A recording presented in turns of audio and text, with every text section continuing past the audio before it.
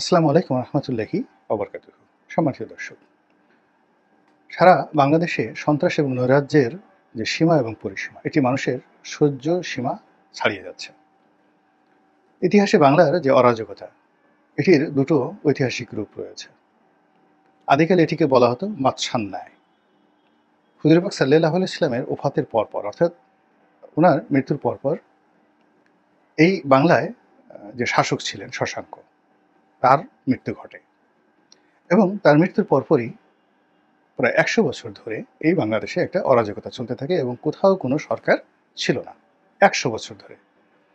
এই সময়টিকে বলা হয় মাৎসান্যায়। তখন এমন একটা অবস্থা ছিল যে, যে শক্তিশালী সে সঙ্গে সঙ্গে দরিদ্র এবং অসহায় মানুষকে খেয়ে ফেলতো বা তার সবকিছু গ্রাস করে ফেলতো, তার স্ত্রী, পুত্র, সন্তান, সহায় সম্পত্তি। আপনি যদি নদী সমুদ্রেতে যান, সেখানে দেখবেন যে বড় মাছগুলো সাধারণত ছোট মাছগুলোকে খেয়ে ফেলে।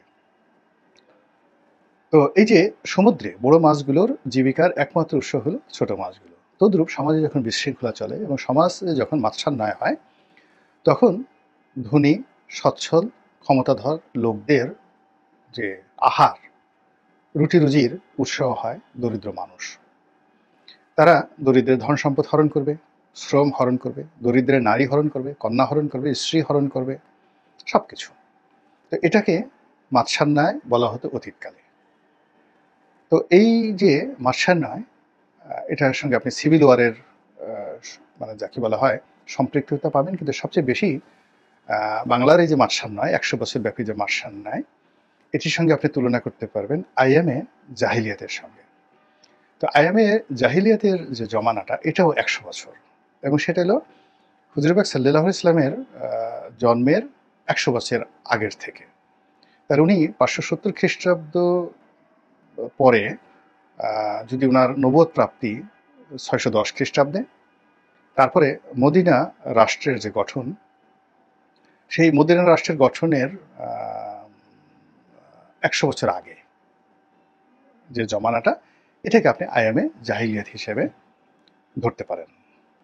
আর বাংলাদেশে যদি আপনি আইএমএ জাহিলিয়াত ধরেন, মাৎসান্যায় ধরেন, সেটি হলো আরবের যে আইএমএ জাহিলিয়াত, তার ৫০ বছর পরে, আনুমানিক ৫০ বছর পরে আমাদের এই দেশে শুরু হয়েছিল এবং ১০০ বছর এটা স্থায়ী ছিল। এবং বিদেশ থেকে শাসক এনে, পালদেরকে এনে, গোপালকে এনে আমরা রাজা বানিয়ে এই বিপদ থেকে আমরা রক্ষা পেয়েছিলাম। তো এটা গেল সিভিল ওয়ারের ঘটনা। আর আরেকটি ঘটনা হলো, বাইরের যারা লোকজন আছে, বিদেশ থেকে এসে দস্যুবৃত্তি করে আমাদের ধনসম্পদ হরণ করে নিয়ে গেছে। তো ইংরেজরা নিয়েছে, পর্তুগিজরা নিয়েছে, মগরা নিয়েছে।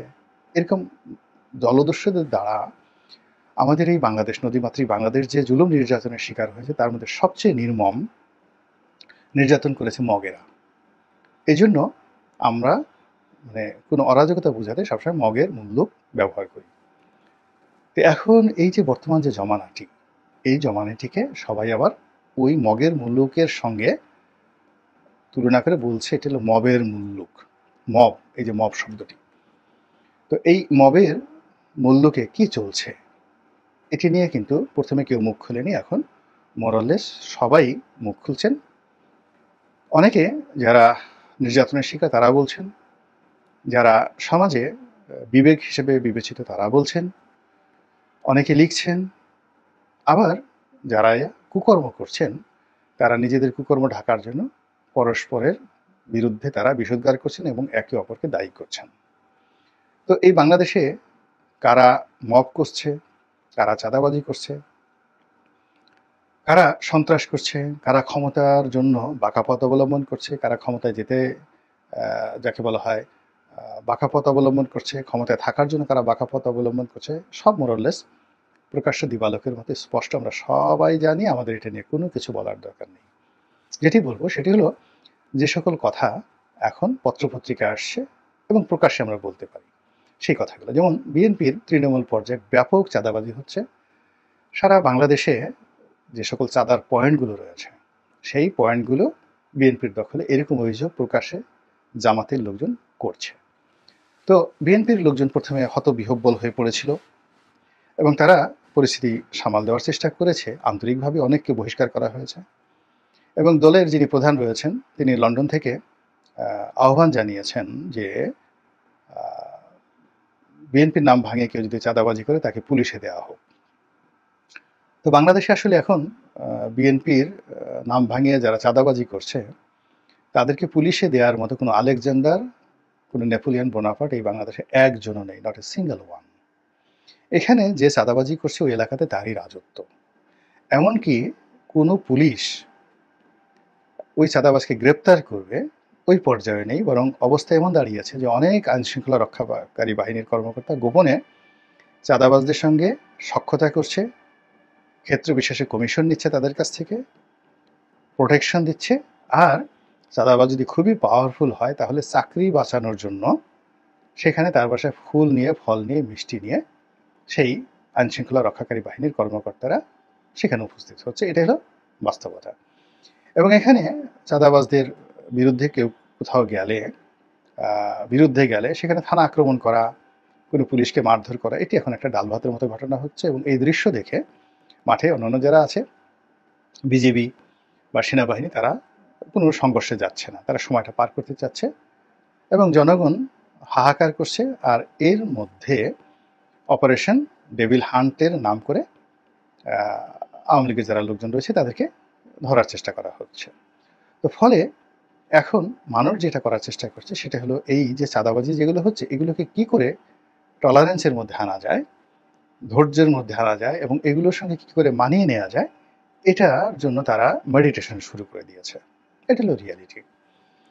২ নম্বর হলো যে বিএনপি যারা লোকজন রয়েছে যারা এতদিন মুখ বন্ধ করেছিল এবং তারা এখন উল্টো জামাত যে বিএনপিকে চাঁদাবাজ হিসেবে ট্যাগ দিয়ে ফেলেছে এবং এটি এখন যতটা না সত্য, যতটা না বাস্তব, তার চেয়ে বহু বহু গুণে এটি রেকর্ড তৈরি করে ফেলেছে। অতীতে খাম্বা, হাওয়া ভবন কিংবা বাসন্তীর জাল, ৭৪-এর দুর্ভিক্ষ, এগুলো যেমন রাজনৈতিক দলগুলোকে ভীষণ রকম বা এরশাদের সেই ৩০ সেট গহনা, সুন্দরী ৩০ জন রমণীকে তিনি যেভাবে এমপি বানিয়ে পার্লামেন্টে নিয়েছিলেন এবং শফিক রেহমান সাহেব যে লিখেছিলেন এরশাদের ৩০ সেট গহনা। তো এই জিনিসগুলো যেভাবে ওই দলগুলোকে, দলের প্রধানদেরকে ভোগাচ্ছে এখন পর্যন্ত, তদ্রূপ এই গত ৭ মাসে যা কিছু হয়েছে বাংলার আনাচে কানাচে, এর দায় বিএনপিকে বহন করতে হবে অনাদিকাল পর্যন্ত। এজন্য জামাত খুব খুশি, আর বিএনপি যারা লোকজন রয়েছে তারা ভীষণ রকম আতঙ্কিত। তো সেই আতঙ্ক কাটানোর জন্য তারা কি করছে, সমাজে অন্যান্য যারা হচ্ছে অপকর্ম করছে সেগুলোকে আবার তারা সামনে আনার চেষ্টা করছে। বিএনপির অনেক নেতাই এখন বলার চেষ্টা করছে যে জামাত, বিএনপি যদি অপকর্ম করে বা চাঁদা নেয় এটাকে চাঁদাবাজ বলা হয়, কিন্তু জামাত এই একই কাজকর্ম করছে সেটাকে হাদিয়া বলা হয়। এবং বিএনপির অনেক জনপ্রিয় বক্তা আছেন, নেতা আছেন, তারা এত চমৎকারভাবে এই যে জামাতের যে হাদিয়াবাজি, চাঁদাবাজির উল্টো হাদিয়াবাজি, এটাকে বর্ণনা করছেন। তারা ওয়াজের নামে, মাহফিলের নামে, দলীয় মানে যে কোনো প্রোগ্রামের নামে যেভাবে সর্বসাধারণের কাছ থেকে রসিদ দিয়ে চাঁদা আনে, তারপরে শেষে পাগড়ি বিছিয়ে চাঁদা আনে, তারপরে হিজাব মানে হিজাব বিছিয়ে অন্তঃপুরে গিয়ে মহিলারা, জামাতের মহিলা কর্মীরা যেভাবে মা বোনদের কাছ থেকে তারা সেই হাদিয়া গ্রহণ করে, এই বিষয়গুলো খুব রসালো করে, চমৎকার করে বিএনপির যারা নেতাকর্মী রয়েছে তারা ১০ মুখে প্রচার করছে এবং এগুলো আলটিমেটলি প্রথমবারের মতো জামাতকে কিন্তু বিব্রত করছে। যেমন আজাহারি কোথাও যাচ্ছে ওয়াজ করার জন্য, এখন আগেও ওয়াজকে কেন্দ্র করে চাঁদাবাজি হতো, কিন্তু এটিকে রীতিমতো প্রাতিষ্ঠানিক হাদিয়াবাজি নাম দিয়ে যে দায় সৃষ্টি করা হয়েছে জামাতের জন্য, এটা বিএনপির লোকজন যত সুন্দরভাবে করতে পেরেছে এটা অতীতকালে এভাবে কখনো হয়নি। জামাত তার নেতাকর্মীদের কাছ থেকে চাঁদা নেয়, সেই চাঁদা নিয়ে নিজেরা চলে, দল চালায়, দলের যারা ধনী তারা দলকে দেয়, দলের মধ্যে যারা গরিব তারা দল থেকে নেয়। এটি একটি সমবায় ভিত্তিক অনেকটা কমিউনিজমের কায়দায় এই দলটি পরিচালিত হয়ে আসছে। কিন্তু এই প্রথম তারা সর্বসাধারণের কাছে চাঁদা চাচ্ছে এবং সর্বসাধারণ, যেহেতু জামাতের এখন একটা সুসময় যাচ্ছে, সর্বসাধারণ সেই চাঁদা দিতে বাধ্য হচ্ছে। বলা হচ্ছে যে যদি একটি অনুষ্ঠান, যেমন তারাই প্রচার করে যে আজাহারির একটি অনুষ্ঠানে ১০ লাখ, ১২ লাখ, ১৫ লাখ লোক উপস্থিত হয়, তো 10 লাখ, 12 লাখ, 15 লাখ লোক যদি উপস্থিত হতে হয়, এরকম একটা অনুষ্ঠান করতে 10 থেকে 15 কোটি টাকা লাগে। আমরা যদি 20-25 হাজার লোকের একটা জনসমাবেশ করতে যাই, তো সেখানেই দেখা গেল 5 থেকে 10 লাখ টাকা খরচ হয়ে যায়। তো সেখানে 10 থেকে 15 লাখ লোক আসে, তাদের জন্য পায়খানা তৈরি করা হয়, প্রস্রাবখানা তৈরি করা হয়, খাবারের আয়োজন করা হয়, মঞ্চ, অডিও, ভিজুয়াল, আনা নেওয়া থেকে শুরু করে আরো কত কিছু, মানে রীতিমতো জিয়াফত কাকে বলে, জিয়াফতে আজম। তো এরকম যে অনুষ্ঠানগুলো হচ্ছে তার জন্য যে বিশাল অর্থ, সেই অর্থ জনগণের কাছ থেকে হাদিয়া রূপে নিচ্ছে, এবং এটাই বিএনপির লোকজন ঠাট্টা করে বলছে যে আওয়ামী লীগ বা বিএনপি এই কাজ করলে সেটিকে চাঁদাবাজি বলা হয়, জামাত করলে এটিকে বলা হয় হাদিয়া। তো এই হাদিয়ার যে প্রচার, সেই প্রচারের কবলে পড়ে এখন জামাত ত্রাহি অবস্থার মধ্যে পড়ে গেছে।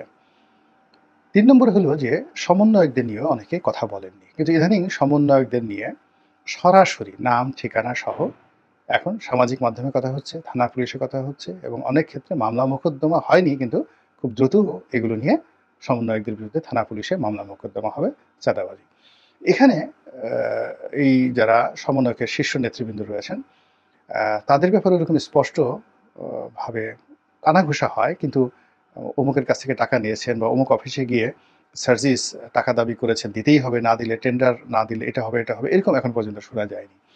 কিন্তু অখ্যাত যারা নিজেদেরকে সমন্বয়ক পরিচয় দিচ্ছে, তো যারা হয়তো অন্য দল করেছে কিন্তু ছাত্রলীগের মধ্যে লুকিয়ে ছিল, এখন হঠাৎ করে মানে সমন্বয়ক সেজেছে, এরকম অসংখ্য লোক সারা বাংলাদেশে, তারা যে চাঁদাবাজি করছে, এই চাঁদাবাজির কোনো বাবা মা নেই।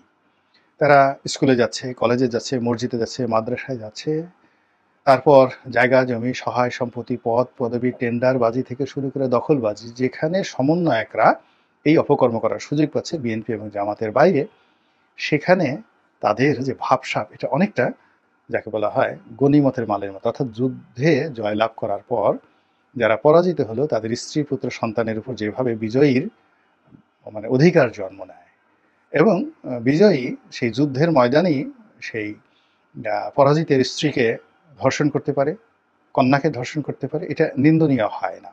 তো এই জিনিসগুলো, এবং তাদের যত অর্থবিত্ত, ঘোড়া গাড়ি যা কিছু আছে, এইগুলো এনে নিজেরা ভাগ বন্টন করতে পারে। এই যে যুদ্ধলব্ধ মাল, এই যে গনিমত, সেই গনিমত হাজার বছর ধরে চলে আসছে। এটিকে হুজুর পাক সাল্লাল্লাহু আলাইহি ওয়াসাল্লাম একটা সিস্টেমের মধ্যে এনেছিলেন, যার জন্য এখানে অপরাধ তুলনামূলকভাবে কম হয়েছে, এবং তিনি যুদ্ধের যে লুণ্ঠন, এই লুণ্ঠনটিকে একটা সিস্টেমের মধ্যে আনার চেষ্টা করেছিলেন। কিন্তু সাধারণত যুদ্ধে একমাত্র মুসলিম বাহিনী যে আইন কানুন মেনেছে, আর পৃথিবীর কোনো কেউ আইন কানুন মানেনি। সবাই যুদ্ধের ময়দানে চেঙ্গিস খান, হালাকু খানের মতোই, কিন্তু বদনাম হয় হালাকু খানের, চেঙ্গিস খানের, কিন্তু দেখা গেল যে যুদ্ধ করতে গিয়ে বিজয়ী হয়ে প্রায় সবাই একই আচরণ করেছে। তো যাই হোক, এখন এই যে গনিমতের মাল, মানে এখন যারা সমন্বয়ক পরিচয়ে চাঁদাবাজি করছে, জুলুম করছে, টেন্ডারবাজি করছে, তারা বিএনপির চাঁদাবাজি বা জামাতের হাদিয়াবাজি, এই হাদিয়াবাজির চাইতেও বহুগুণ নির্মমতা নিয়ে অনেকটা গনিমতের মালের মতো করে সবকিছু লুণ্ঠন করছে। বিভিন্ন অফিসে গিয়ে তারা বড় বড় কর্তাকে হুমকি দিচ্ছে, সেটা হোক সচিব, হোক সে পুলিশের এসপি, হোক ডিআইজি। আমরা এই অনেকগুলো ভিডিও ফুটেজ দেখেছি, এবং সবাইকে তারা একেবারে তেলাপোকার মতো ছোট করে দিয়েছে। তারা তেলাপোকার মতো ছোট করে দিয়ে তারা এই যে গনিমতের মাল যে অর্জন করার যে অপচেষ্টা চালাচ্ছে, এটা এখন বাংলাদেশ আর নিতে পারছে না, মানুষ সহ্য করতে পারছে না। ফলে চাঁদাবাজি, হাদিয়াবাজির সঙ্গে সঙ্গে এই গনিমতের মালবাজির সঙ্গেও যে মানুষের যে বিরক্তি, ক্রোধ, ক্ষোভ, সব মিলিয়ে মানুষকে বারবার শুধু কি যেন স্মরণ করিয়ে দিচ্ছে, বারবার অতীতে নিয়ে যাচ্ছে। একই করলাম, একই হলো, একই পেলাম, কারা ভালো, কারা মন্দ, কোনটা লাউ, কোনটা কদু, এই সমস্ত জিনিস নিয়ে যত বেশি আলোচনা হচ্ছে, তত বেশি এখন যারা বিপ্লবের উদ্যোক্তা, তাদের জন্য, তাদের ভবিষ্যতের জন্য অনেক বড় বড় হুমকি তৈরি হয়ে যাচ্ছে। আল্লাহ আমাদের সবাইকে হেদায়েত দান করুন এবং হেফাজত করুন। আসসালামু আলাইকুম ওয়া রাহমাতুল্লাহি ওয়া বারাকাতুহু।